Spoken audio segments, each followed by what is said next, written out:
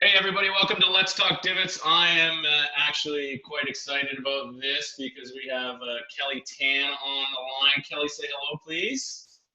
Hey guys, thanks for having me. And Ronnie Dunn, what's going on, Ronnie?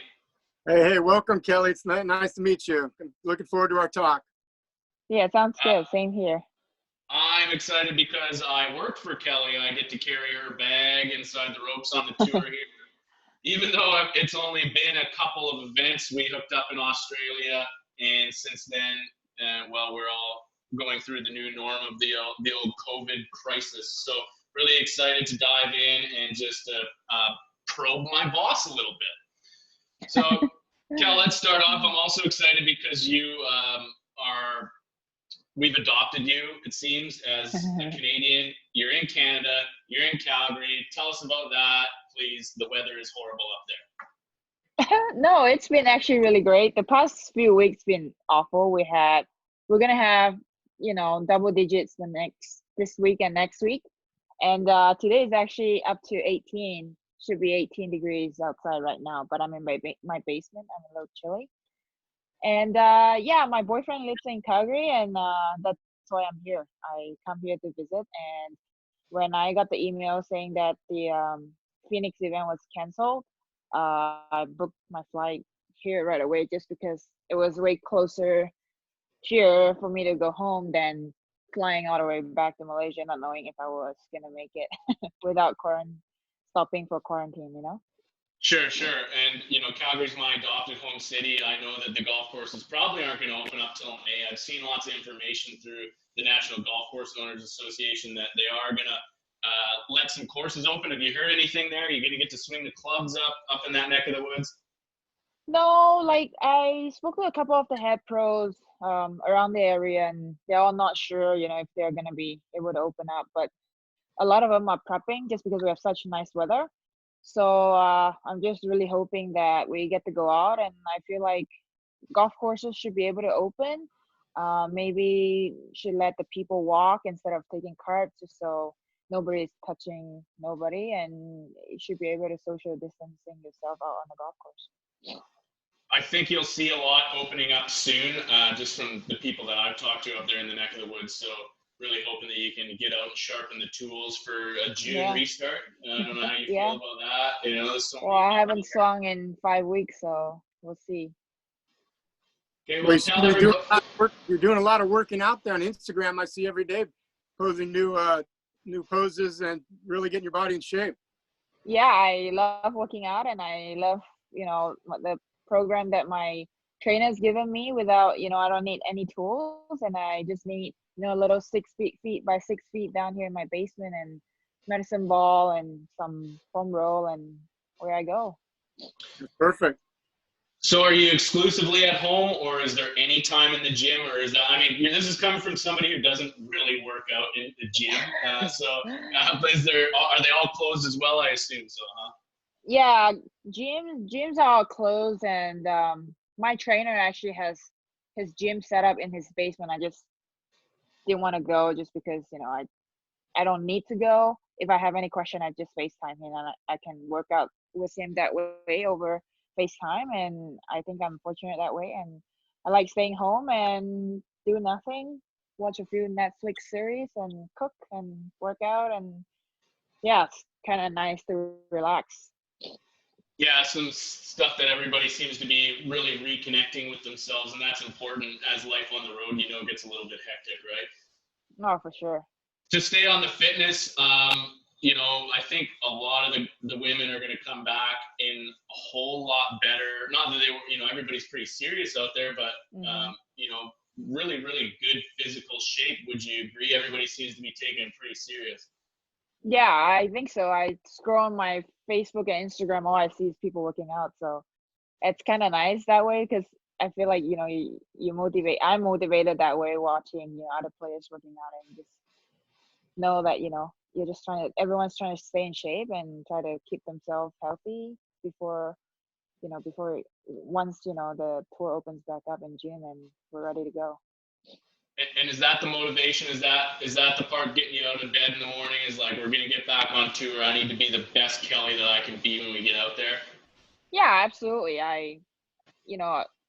for me, workout is one of my hobbies. So it's not like, oh, I gotta get up and go to work. It's like I actually look forward to tomorrow when I get up and I get to wear my gym clothes and just work out right here. And it's just something that I love doing, and it's like a me time to me. Um, One of the things I noticed right when I started working for you is actually how functional your body seemed to be. Like as a somebody with a coaching background and quite active in sport and just TPI certified, all that sort of stuff.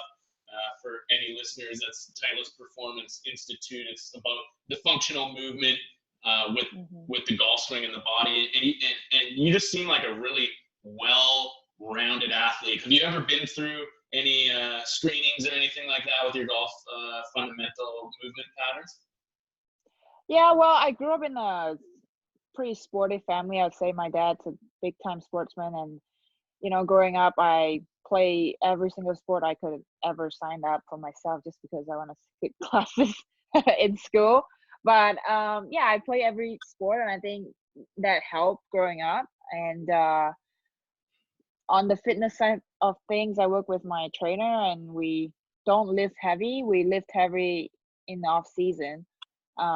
Unfortunately, I can't right now just because I don't have the tools. If not, I would assume we would be doing that. And yeah, just doing a lot of mobility exercises and to make sure that we're able to use all the muscles that I need to the right way. uh Plus I get to move the way it's supposed to, and so I think that's very important instead of going to the gym and squat 800 pounds. That won't do any good for your body. So For What anyone other listening, sport? sorry, Ron, I'll just go ahead. Go ahead. I was just wondering, what other sports did you excel at other than golf? As a youngster over there in Malaysia. yeah, I would say volleyball, even though I ran hurdles and I um ran 100 and 200. I wouldn't consider myself great, but I would say I was a good volleyball player because I was a captain for 3 years for my state, and I got to play for my state for a few years. And in fact, when I was 12, I got chosen to play on the under 18 team for my state, so I thought that was pretty cool.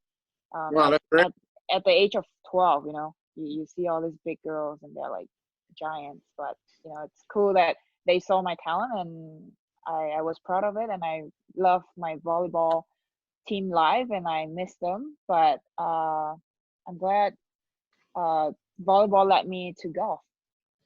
I'm gonna say, because I play a little bit of volleyball, with your height, you were probably a setter.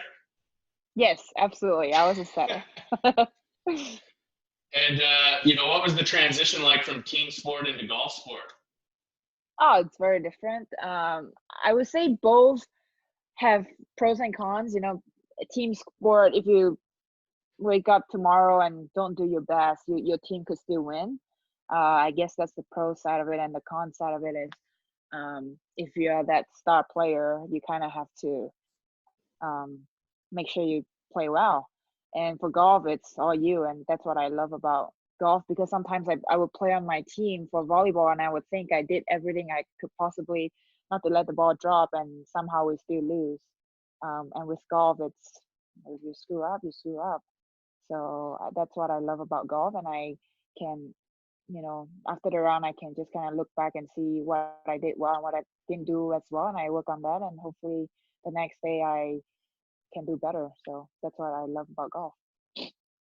Yeah, you certainly get the highs and the lows, though, as well, being an individual sport. And just again, as a coaching background, I've always been on the emphasis, and there's a lot of statistics out there to definitely back this up.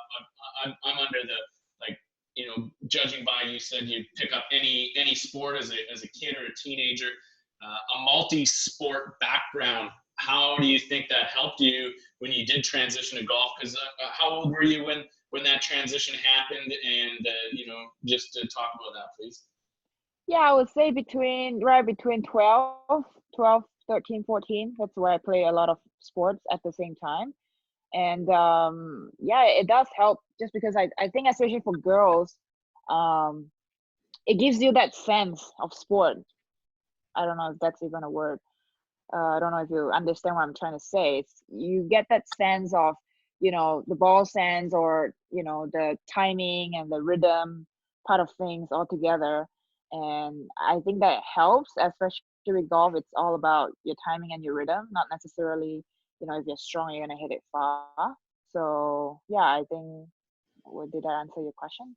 Yeah, no, that's great. I'll just keep going on that, and like I think correct me if I'm catching up to this, is like, yeah, you have a better awareness about your body, right? Because it's not just that Mm-hmm. one movement. You're taking you're diving for spikes. Yeah. You're running hurdles. You just have a much fuller sense of who you are, what you can do.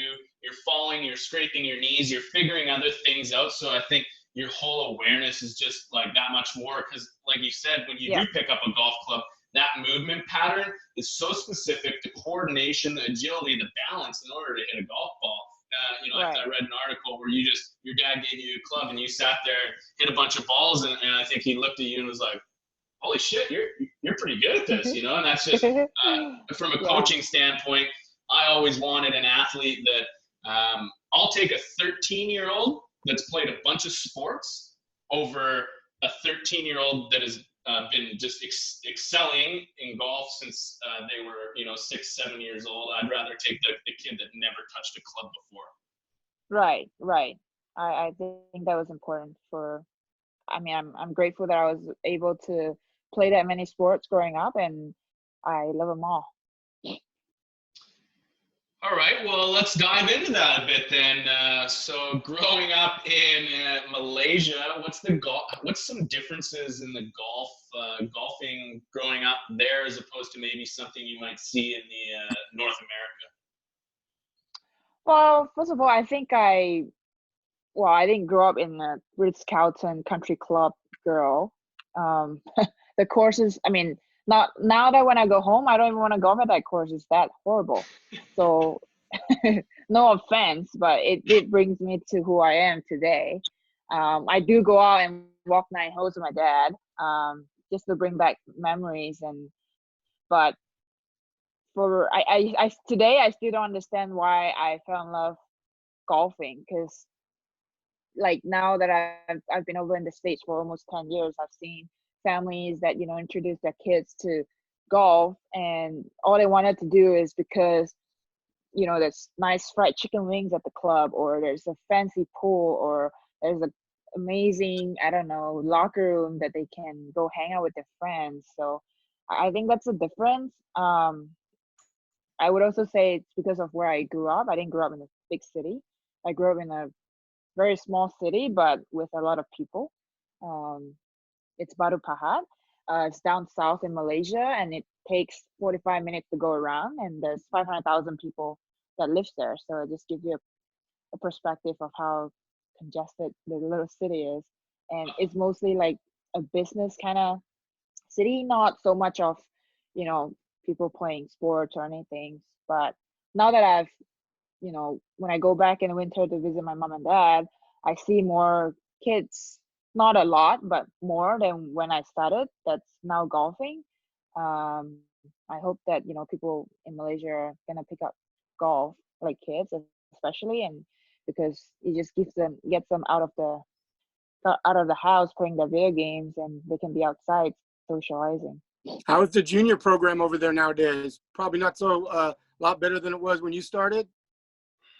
I said it's been awful, to be honest. Like, it's almost embarrassing, because every year I go back, I try to follow up with, people that's in charge, and it just seems like it's unfortunate. I don't know why the government or the country doesn't want to support that.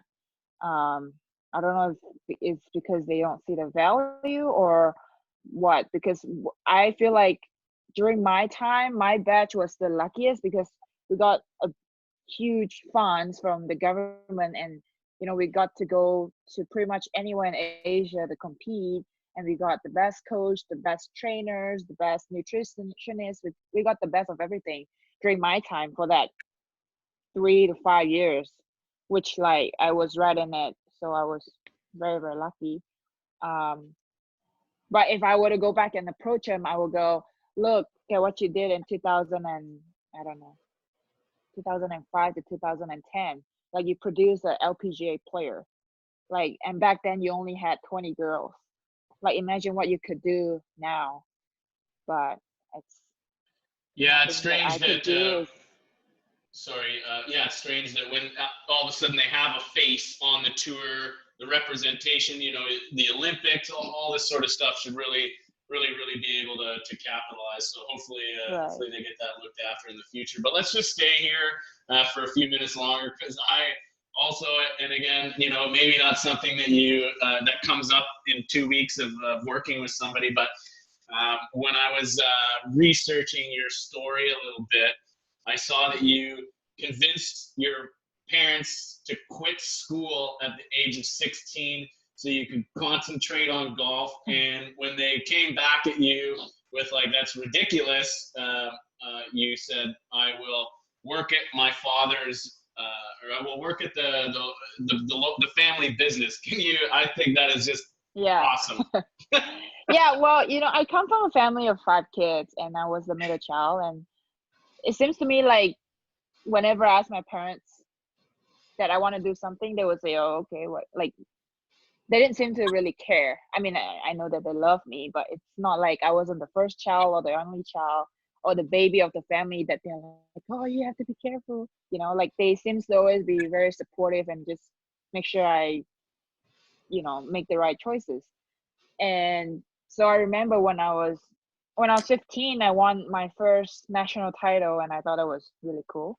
And when I was 16, I won the second time, and that's when I go, you know what? I think I really want to pursue. Like I love golf, and I love going to practice, and I love everything about the sport. And I just decided that like maybe professional golf is what I wanted to do. Like I never have I ever thought like when I was playing volleyball that I wanted one day play for the play for the play for Malaysia, like, or play in the Olympics, like never like that. But I think I love the challenges with golf, and that's why um I've made that choice. And so I went to my parents and I go, you know what, like I don't really want to go to school because like it doesn't mean anything if I were to graduate high school. Like, well, I guess it means something, but it's not like I've grew up dreaming wanting to be a doctor, a lawyer, or anything that You've needs like a known what you cert. want to do. Yeah, Like this is like what I I want knew. to put my Yeah, energy in. yeah, I knew what I wanted to do, and I knew that I never was gonna be a doctor or lawyer that needs a cert, like a certificate from the university. So I was like, why would I want to waste my parents' money and my time to do something that I don't even see the future with, I mean, I get it now that I'm 10 years later, I look back and I'm like, geez, if I was my parents, I would have probably killed myself. And yeah, I just told them that, like school's not for me and I don't want to go to school. I think it's a waste of time. Like I would rather spend all my time on a golf course and work at what I really love, and hopefully, one day I can play on the tour. And they're like, do you know what the risks are? Like, do you know? Like, I mean, I get it. It's tough. It's difficult. And I never knew how extreme it was. Like now that I look back, I'm like, oh my God, what a risk that I took. I mean, I'm glad I took it and pursue my dream. But from my parents' side of view, I'm like, oh, like it's got to be hard to tell your kids that you know what, it's okay. Like you don't have to. Like my parents are not wealthy or anything. Like I've got no backups. Like, and I totally get where they're coming from. And my mom's like I'm not cursing or anything, but I just want you to know, like you can wake up tomorrow and your hand doesn't work and you can't golf ever. Like, and then what are you gonna do? I'm like, well, then I'm gonna go and be a salesperson at dad's car dealership. Like, I'm not gonna starve. Like, I know I'm not gonna starve. Like, I'm a Where survivor. So I was like, yeah, go ahead, Ron. where did your drive come from? Winning that tournament? Is that what drives you? Winning? Yeah, I won a lot of like state championships and stuff in Malaysia, and I was, I felt like I was good enough. I don't know. I love the sport. I think that's why, and I feel like I can be good enough. That's I think that's where the drive came from, and I don't know. I think that's I'm not against that. I just think it's just unconventional. I mean, as I go through life, I think the school system looks more and more broken. It's just something that was infiltrated 100 years ago, etc. And Right. for somebody to take a stab at something when they're 16 years old and say, this is what I want to do, I want to put my energy into it. We've certainly seen it before. People not going to, I think because we're so privileged to the American, we don't see Asia, okay? So when somebody comes out of high school and doesn't go to, and this is going to lead into my next question, go to a superstar that turns pro at 18, it doesn't go into university and train. It's just something for some reason we don't see it. It seems, I haven't been on tour that long, but it seems to be a little bit different from the Asian players. Like, could you speak on that? Like, is there you come out and don't go to necessarily like a college in the U.S. It's like our path is like, well, we're going to go to the China tour, the Korean tour. Maybe we're gonna go do Q series in the States, but like, is that whole college thing just an Americanized thing? I'm Canadian. I mean, I don't know. I don't know. I would say that's more like an American dream, kind of like, if someone that would grow up and be like, oh, this is the plan, you know. But I wouldn't say there's like a Asian's dream, like compared to the American dream. You know what I'm talking about? Mm-hmm. But it's more like, I think it's quite personal, and I'm not sure if the culture side of things, I can't really speak to that, like has anything to do with that. But like growing up, I was very, very dedicated. Like I think I've shown my parents enough, like how much I wanted to be working on golf and wanting to be a golf professional, that they see, okay, like I think she's being serious, like, she works, I don't know, I can be on a course like from sunrise to sunset, like until the light shuts, and I wait for my parents to come pick me up, and I don't get tired of it. I'm excited to go to bed and get up in the morning and do the same thing. So I think they see that and they go, okay, like maybe she is disciplined, she is dedicated, she is loving it. So, well, I told her, I told them, I said, if I do want to go back to school, I always can go back to school. Like, it doesn't matter if I'm 40, like, so I think they see that side of me and they go, okay, well, as long as you're putting 100% into what you're doing, then we'll support you. And I'm very, very grateful to have that kind of parents. And I don't even know if I'll be that parent next time when my kids grow up and go, Mom, I don't want to go to school, I want to go. I'm like, you're crazy. Chase your dreams. I love it. Now talk us through. Yeah. Okay, you're 16. You've shown some serious signs of progressing in golf. What was the step, and what year did you go do Q series? How did you get your card? And I believe you had a pretty solid rookie year out there. Just talk about that transition into professional golf. Yeah. So I quit school when I was 16, and when I was 17, that's when the LPGA came to Malaysia for the very first time, and I got invited to play as a top ranked amateur, and I finished like 30th, and I believe that time there were like, I don't know, 62 or 65 players, and I did pretty good. And right after that event, it was sponsored by Sime Darby, and Sime Darby's approached my parents, and because they've heard about my story, how I quit school and all that, and they go, you know what, like it's a good talent that we can't let her slip, and we have to make sure that she at least finish her high school. And they and my parents chatted and have decided to send me to America to IMG Golf Academy in Florida, to finish my senior year of high school. And I was like, I was so against it. I'm like, I told you guys I don't want to go to school, and they're like, no, you're gonna love this. You're gonna golf 8 hours and you're going to school for 3 hours. I'm like, okay, I can do with that. And it's always been my dream to come over to the United States, and I was glad that I was able to adventure, like wanting to like try out, leave home and come live here by myself and play golf and go to school, where like it's crazy because it was a big change and big transition in my life, because when I used to go to school, everything was in Malay and Mandarin and a little bit of English. Not everything was in English, and my English weren't that good.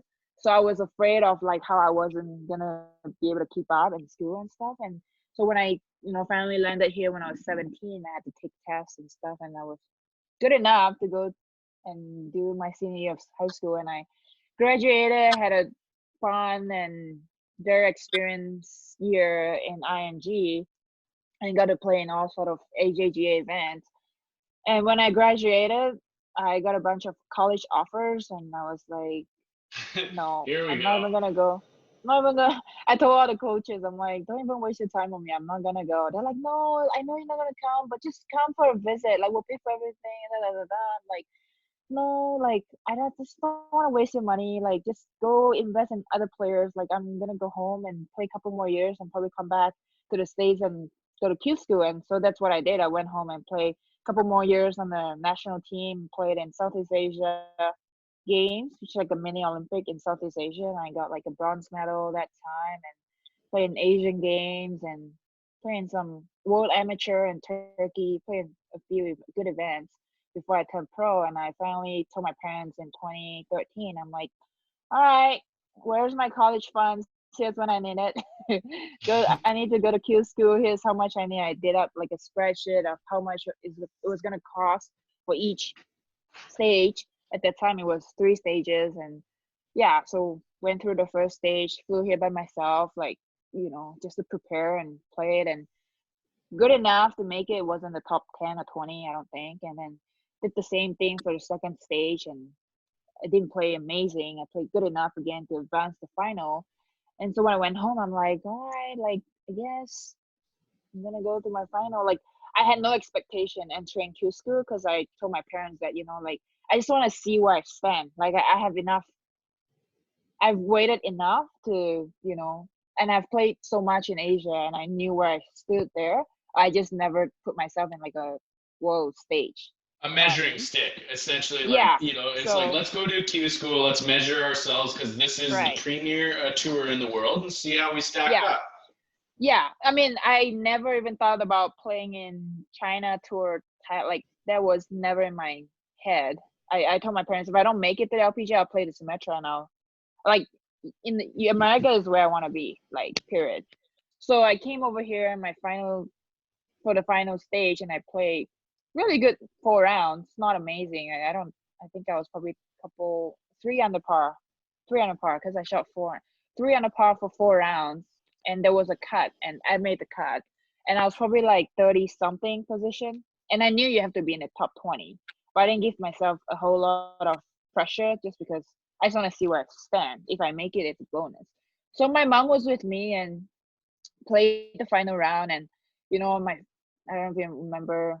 I don't know if you've been to LPGA International, the last hole on, I don't even know. I think it's Jones coming back to We the don't know, clubhouse. but paint the picture for the listeners, please. Yeah, so it's a par 5, very reachable. They moved the tee up, and I hit a perfect drive, and I play meters. So I had like 180 meters front, and the pin was front, probably like 8 or 10 on. So I have 180 front, 190 hole, and my caddy. So there's left water, right bunkers, and the greens are pretty tiny, and don't remember the condition. It was probably a little breezy, and I was feeling very comfortable. Okay, and my caddy's like, "Cal, you don't need to go for it," and I'm like, "What are you talking about? It's 5 wood. Like, I hit this thing so I know good." Kelly, And he's she's like, going for that. "Yeah," and he's like, "No, like, I believe you only need a par to like get your car. So let's just not risk anything." And I don't know what in me go, okay, give me a 9 iron. Like, let's hit 110 meters and flip a wedge in. And he goes, okay, let's do this. So I hit a 9 iron to a layup, and I hit it to like 12 feet. And as I walk up to the scoreboard, I'm like, you've got to be kidding me. I need to birdie this hole, dude. Oh, Like, why did like, I was like, oh my God. But I didn't, there's still people behind me. But at that point, I needed to birdie. So I was like, oh, whatever. Like, I wasn't nervous, but I was kind of like, kept going for it. Like, like I was living like not in the present, obviously. So, and then I caught myself like, you know what? I've given myself a chance. Let's just make this thing. So I stood over the putt. It was like uphill, right to left, was position A, and I made the putt, and it was like the biggest relief I've ever felt. And my case like, see, I told you, you have to play to your strength. Blah, blah, blah. Like, I don't even remember what he said. That's probably it.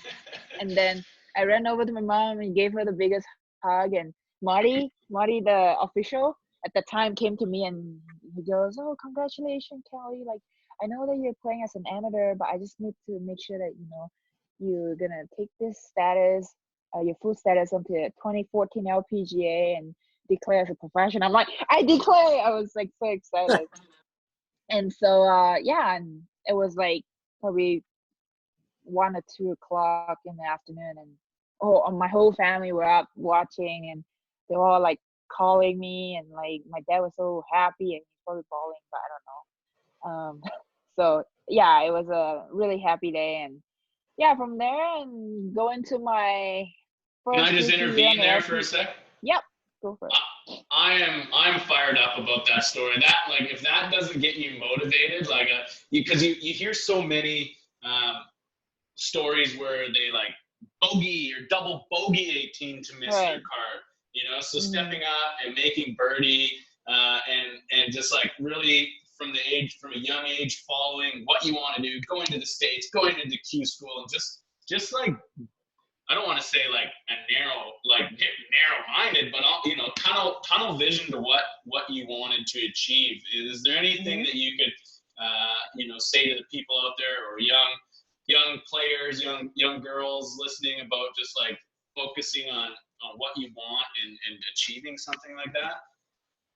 Yeah, I think a lot of it comes down to your passion. Like, I have a lot of passion for golf, and I love golf, and I love what I'm doing. So when I go home to Malaysia and I give talks or see little kids, all I tell them is just enjoy what you're doing.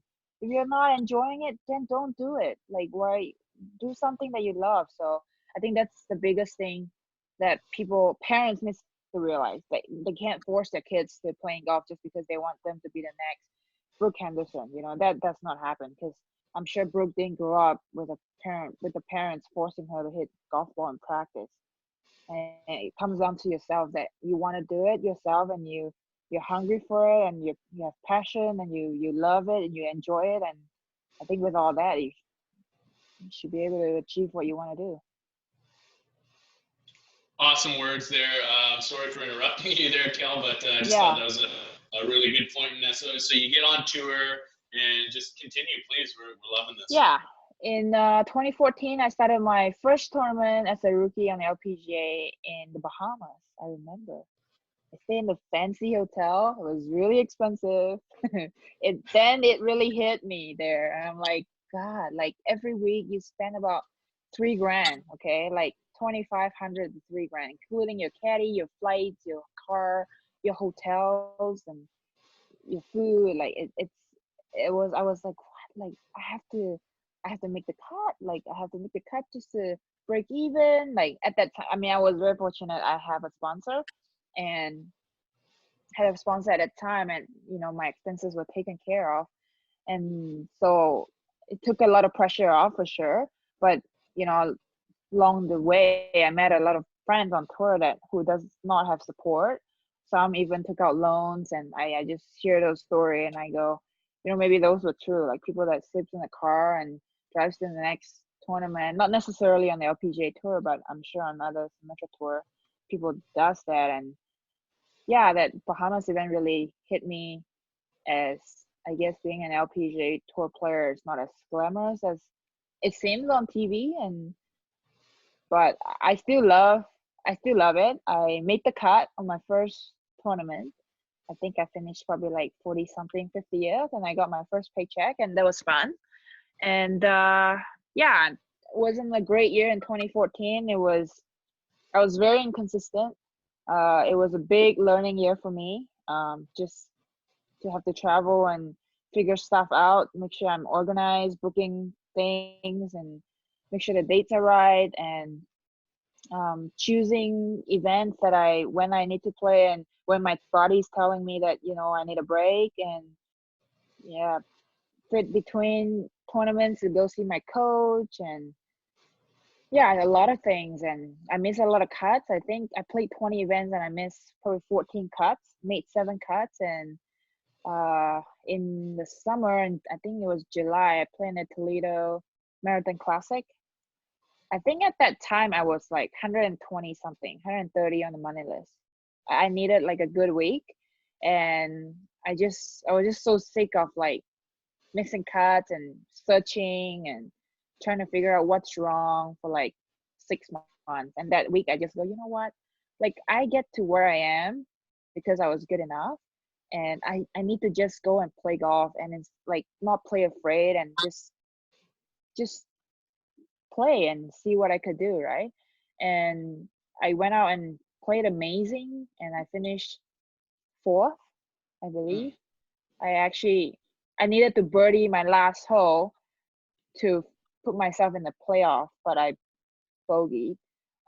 Wasn't the best finish, but it was a heck of a week to just put myself back into position for next year. And I thought that was fun, and it was the first time that I put myself in that position, and I learned a lot since. And yeah, it's been a big roller coaster ride since 2014, but I wouldn't trade. I had a really tough couple years in 2017 and 18, and I'm sure everyone on tour has gone through those few years where, you know, you kind of feel like you're in a slump, you kind of feel like you're down in a spiral where you just can't get yourself back up. But I was fortunate enough that, you know, I have a good team of people around me, amazing coach and trainer and family and friends that, you know, just been giving me really positive vibes through my down times.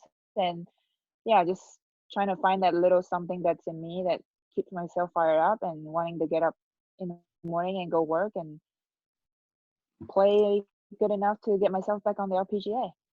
What was it like to look up on the leaderboard and see your name up there? What kind of motivation did that give you? Oh yeah, big time.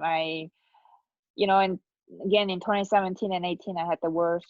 2017 and 18, 2017 I had the worst year, which let me lost my LPGA card. And in 2018 and 19, I have to go back and play on the Symetra Tour.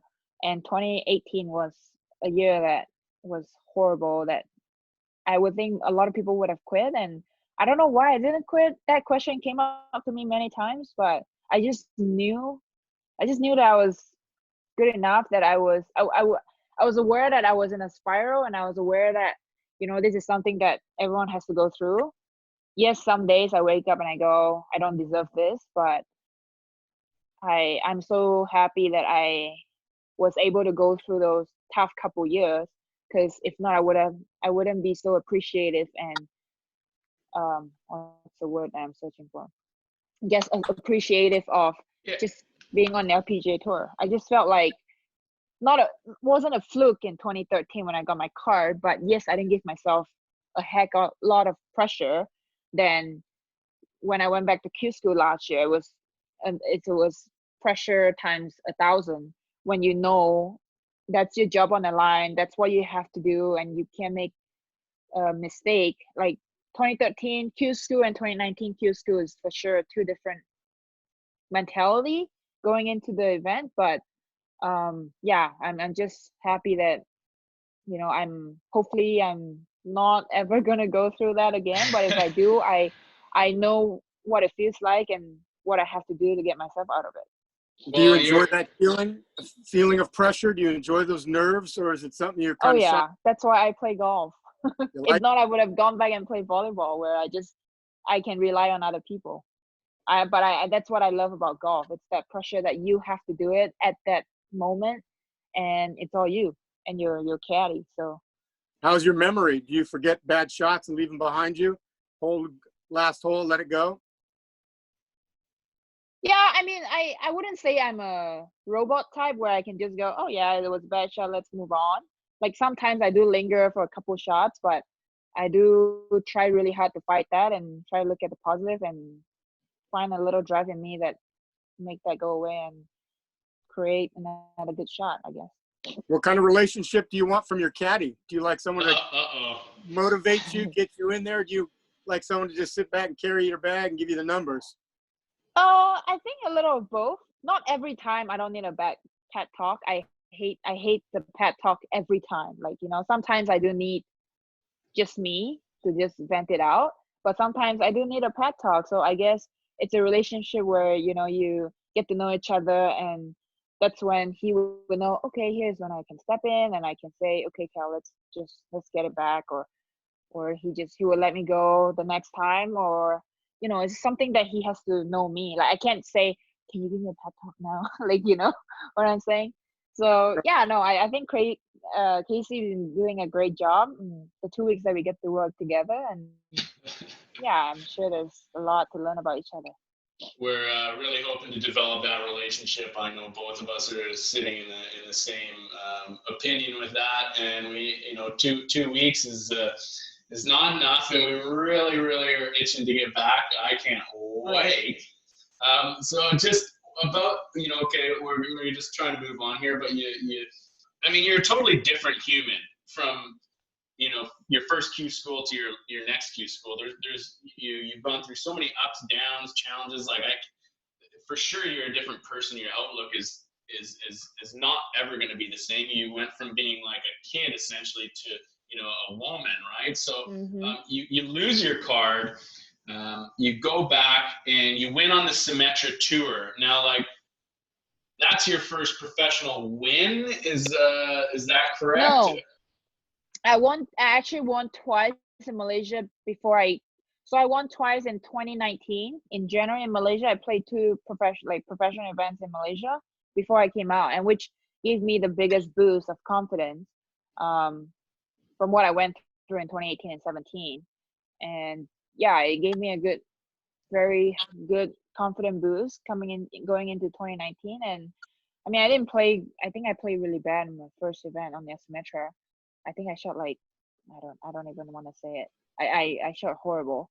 And yeah, in the next event, and I won the second event on a Symetra for 2019, and I just told myself, I said, you know what, like, it doesn't, like, so many times I caught myself in, like, you play bad, like you probably miss the cut for a few events, and you almost define yourself with the way you play, and it's so hard for myself to not look at, like, hey, like, people don't look at your score to think that you suck, like, like that kind of thing. Like, I just told myself that, you know what, it doesn't matter, like, just go play, like, you're good enough to play. And I knew I was so close in playing so well, and it was just a bad week the week before, and yeah, I went out and won the next week, which I think a lot of it says that, it's where you are mentally going into the week.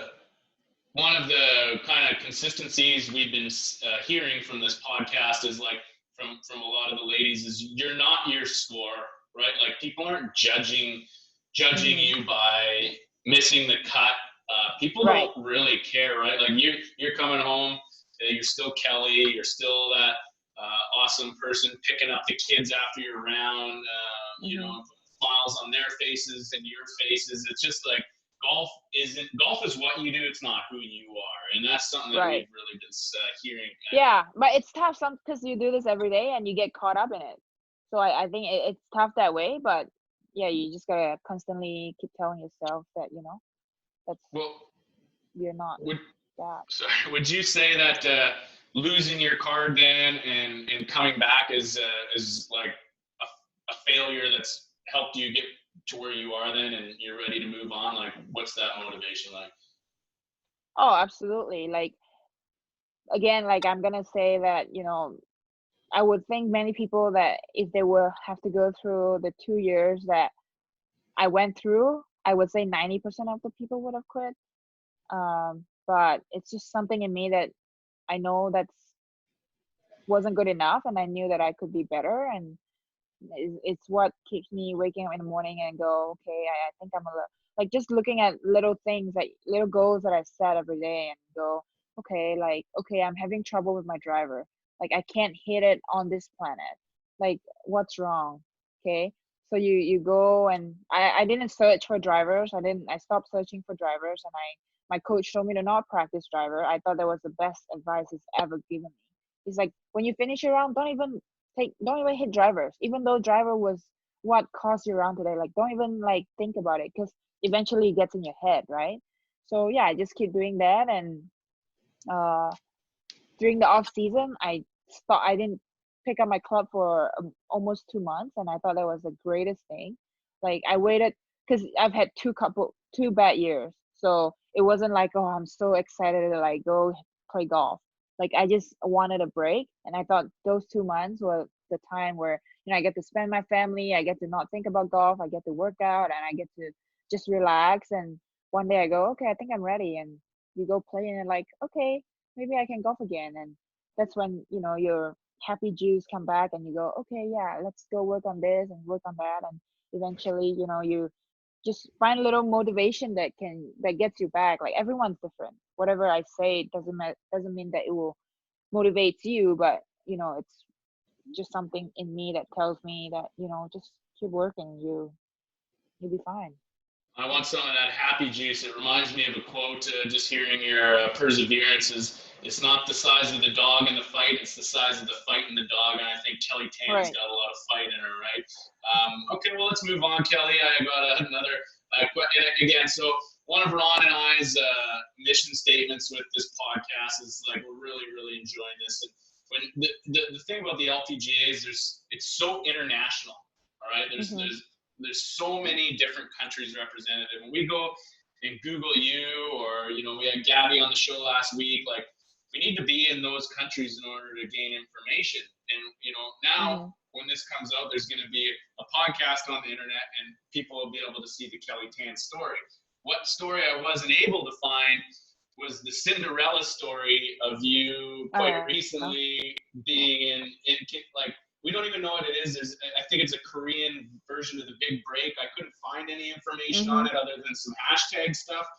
Can you tell the listeners about the Cinderella story, please? Yeah, I was chosen to be on the show for the season 2. Actually, that happened in 2019 as well. I guess 2019 was like a big change in my life. Yeah, we filmed in middle of January till I think a couple weeks. We filmed for 10 episodes, and Cinderella story is, I would say, an Asian version of the Big Break. A lot of the challenges are, I mean, I didn't watch the whole Big Break, but I've seen some of the challenges that they did on the show, and I thought it was very, very similar. So it was like a golf TV reality show, right, for people that doesn't know Big Break. And yeah, it was 10 ladies from Asian country, and we have one Brazilian girl. And it was filmed in Korea and Malaysia. So I don't know why they chose Malaysia, but yeah, it was Malaysia. And yeah, they do different challenges, and they have long drive challenge. They have, short distance like pitching. They have putting. They have chipping. They have bunker shots. They have flop shot over that board, and they have mid irons, long irons. And then when you go through this 3 challenges, you get points on where you finish. Like, first you get probably 10. I don't know. I forgot the point system. And then if you get 10, you get 1 point. So you accumulate your points. And I think 7 challenges later, there's like a knockout of 3 at a time. And when you go to the final, there's only like 4 final girls, and you play 36 holes, and it determines the winner. And I won the show. And yes, you do get information from Cinderella. If you have to go to YouTube to type Cinderella story season 2, and there should be 10 episodes on YouTube, and you can watch.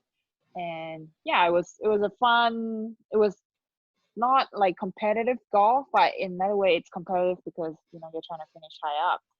And I think it's actually more pressure because, I mean, I've never been in a position where when you hit a shot, there's 35 cameras on you. When you do everything, and your mic's on you 24/7, and it's a reality show almost, right? So did they recruit for that show? Sign up for it? They recruited players. Yeah. Yeah. And how long did that span over? Like, is it, like you said, it's reality TV. There's 10 episodes. Like, are you all living in a house together or something like that? I've got some picture painted. Yeah, they put like so when we're in Korea, you have a roommate that you don't know till you get in your room, It was in a fancy hotel, like 20 stars. Yeah, it's like gold plated everywhere, and yeah, you get picked up in like a Bentley, and yeah, it's really like fancy. You have to watch it. I can tell you everything. And in Malaysia, it's the same thing. You room with another player. There's two girls in a hotel room. So what You kind of keep experience was that overall for you? Just I love it, and I think it's a great idea, and I just I would think most people should try it, just because it's like most LPGA players should be able to like sign up, or not signed up, or they should recruit LPGA players, just because it's different. It's not like you get up and you're like, I'm gonna win the tournament. Like, you know what I'm saying? It's different. did you feel But like you yet were you the still feel the standout? rush. Did you feel like the standout? You know, because you're LPGA and had so much success. Like I don't know who's the other. Are they rising stars on there or Yeah, they were just like rising stars. They were great players on the Asian tours, the Thailand tour, China tour. Like, they were great players. cool? But So we all, because it was, most of them are Asian, and we play tournaments growing up together, like as an amateur when you represent your country. So we know who we each other are once we got on the show. It's just that you don't know who's gonna be on the show till you get there. so you finish that congratulations. and you get some exemption on the tour, the KLPGA. Is that correct? And what's the so? Yeah. But I think you So just forego that. when You're you like win, get me back on the LPGA type deal. yeah. So they I knew the whole thing was, what they told me, like, if you win, you're gonna get 10 exemptions on the KLPGA tour, and da da da da da. And I was like, okay, that was cool. But I mean, I never, again, like, I had the mentality of when I was going to Q school in 2013. I'm like, I just want to see where I stand. Like, I just want to see what this whole thing is, and I think it's a good exposure. And it wasn't like, oh, I'm here to win. Like, I didn't have that in me. But when I play, I want to win. But it wasn't like my biggest goal. Like, when I got there, I need to win. It's more like I want to give myself the exposure, and I think this is fun, and I just want to try.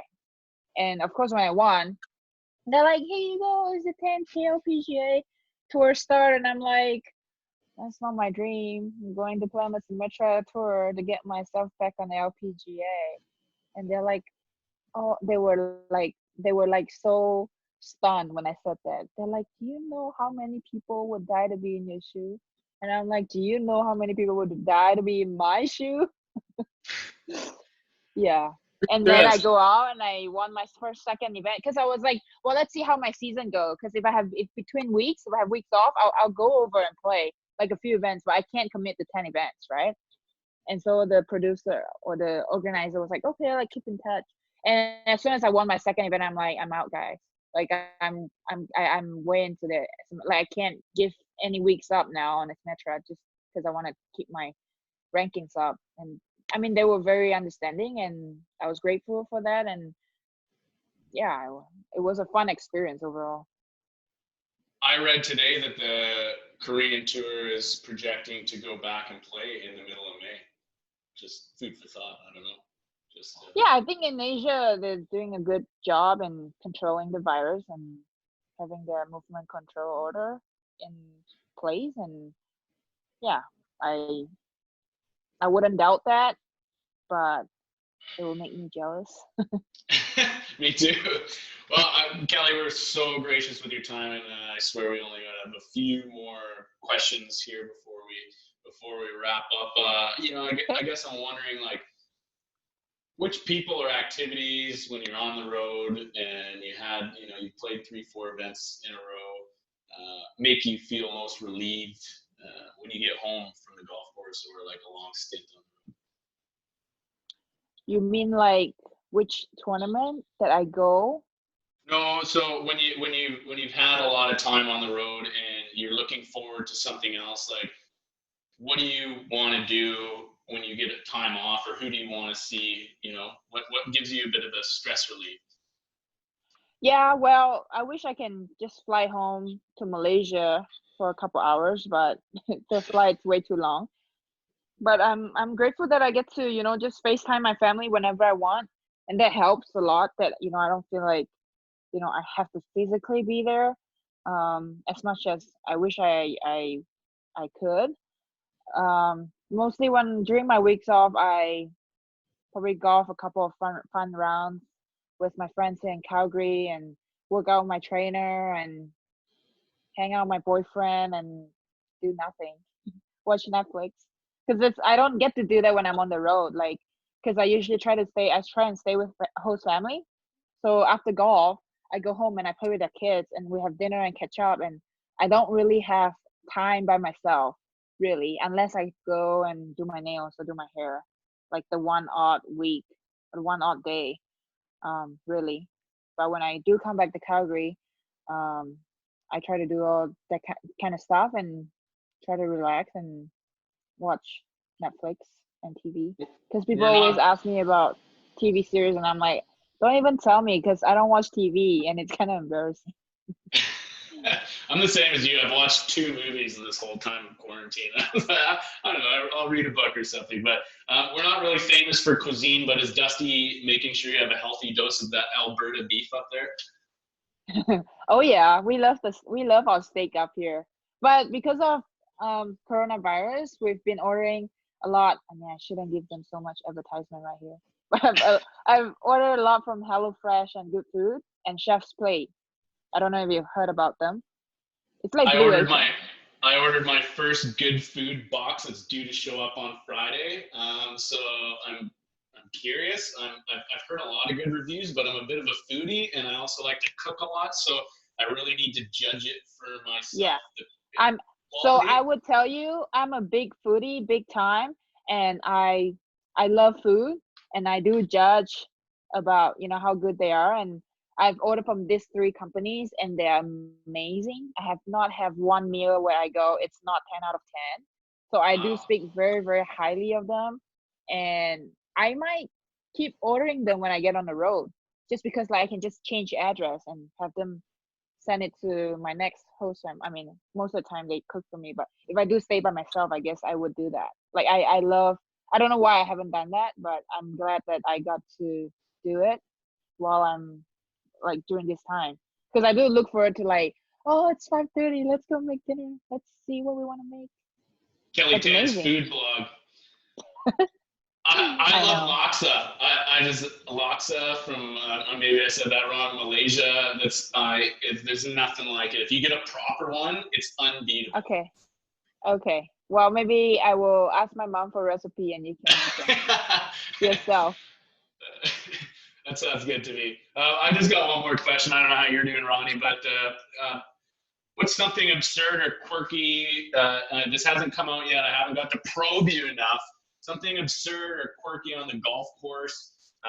Maybe superstition. If I was to give you an example, the one example I've been throwing out there is I have to have 3 wooden tees in my pocket, a toonie, which you know what a toonie is, to mark Yes. my ball, and a tiny little metal divot repair tool. Is there something Yeah. that you have on or So off the golf I course? wouldn't say I have a superstitious, but I do have my routine. I have about 4 long tees. They're wooden.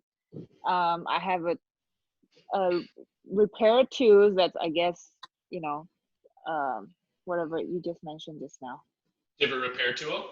Yeah, divot repair tool, and I have a short tee and my marker is on my hat. I mean, I don't have like it's not like a superstition thing. Like, but I do like to have 4 long tees, 1 short tee, and a divot repair tool in my pocket. But I'm not like a when people go, oh, I only play number 2 or I only play number 3. I think I play number 1, number 4, number 3, maybe less number 2 because I don't love 2 as much. Like there's not like because 2 means Okay, bad or anything. this is quirky. This is the definition of quirky, right? That's Okay, like very, okay, I play 1, 3, and 4. all right. And what is it about? I think I can speak on this a little bit too, but like, did we just grow up with wood tees where I hate that bend. Like, why do they have to be wood tees? Like, I like it to just break and be gone. Like, what those plastic things? Come on. Well, I just don't like the plastic thing because it makes a mark on my driver, on my woods, on my irons. And the wood seems to me feels better. I don't know. I just don't like the plastic things. I hear you. It's one of those things you can't put your finger on it. It's just, it I is what know. it is. Old Thanks. school. Go ahead, Ronnie. What are you feeling for Kelly there? I'm pretty much all wrapped up here, man. You know, I'm a big golf fan. I love watching the little kids get autographs and give balls away. Tell me about your first time somebody asked for an autograph. Was it your rookie year? When did you start signing autograph and balls? I was 17 when the LPGA first came to Malaysia. Yeah, I actually remember on that Wednesday night, I had to know how my autograph's gonna be like. Like I was like practicing 100 times. I'm like, tomorrow somebody's gonna ask me. I'm gonna be like, oh, I don't even know what I'm doing here. So I did practice on that Wednesday night in 2011. I can probably look up the dates too if I want to. But I did practice, and yeah, I got asked that Thursday after my first round for autographs. Well, it's very special.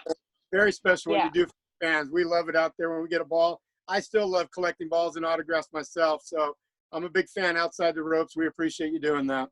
Yeah, but I'm just here speaking out loud to all the fans that I wish that, you know, kids or parents or, you know, spectators would come up and go, hey, can I have a signed ball? Hey, can you sign my hat? Like I feel like most of the spectators are not, like they feel like they're in our way, or they feel like they're, you know, I don't know. We're starstruck. We're kind of starstruck a little bit. You guys are Well, if you don't outside ask, the you ropes. don't get. That's the thing. Like, I but I'm agree. very observant, especially to the little kids, because I mean, I've been there. I've been there standing by the ropes where like people just walk by me, and I'm like, I just wish I would have asked.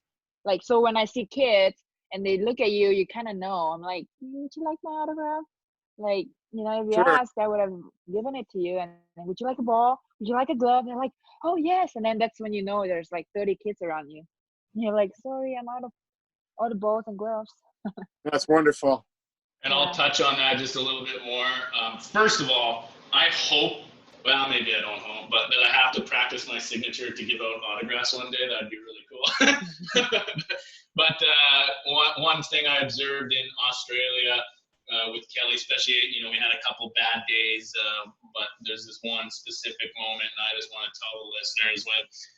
And granted, it was somebody that I knew, but there was two little girls following us, and we had a bad day that day, and she just picked up this little girl, and it was like the round, the bad finish was over. Kelly said, you want to ride on the buggy? You don't get a choice. Kelly picks her up, hops on the back of the cart, and rides to the clubhouse. Dad, are you okay? She'll be with me, Dad. She'll be with me. And made this kid's day. And at that point, I was like, this is a good person. I can work for her. This is all right. So really, really cool to see. No, that was fun. I think it helps when your name's Kelly too. Yeah. Same name. But again, Kelly, thanks so much. This means a lot to me.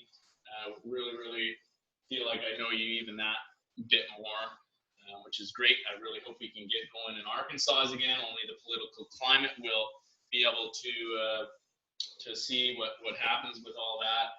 We're all day by day, but why don't you tell everybody where to find you? I know you're really active on social media, and you know, just your handles. I think you have a Kelly 10 Invitational Golf Tournament. Just any information to help yourself there. Yeah, I mean, I'm really active on social media, and you can follow me on Instagram at Kelly1033, and Facebook. I have a fan page of Kelly10 LPGA as well. You can follow me there, and yeah, that's where you'll find me most of the time, and I'm on it every day. Awesome. Thanks so much, Kelly. Ronnie, had a blast, and stay on the line, and we will see you all next week. You're all dismissed. Thanks for having me. Thanks, Kelly.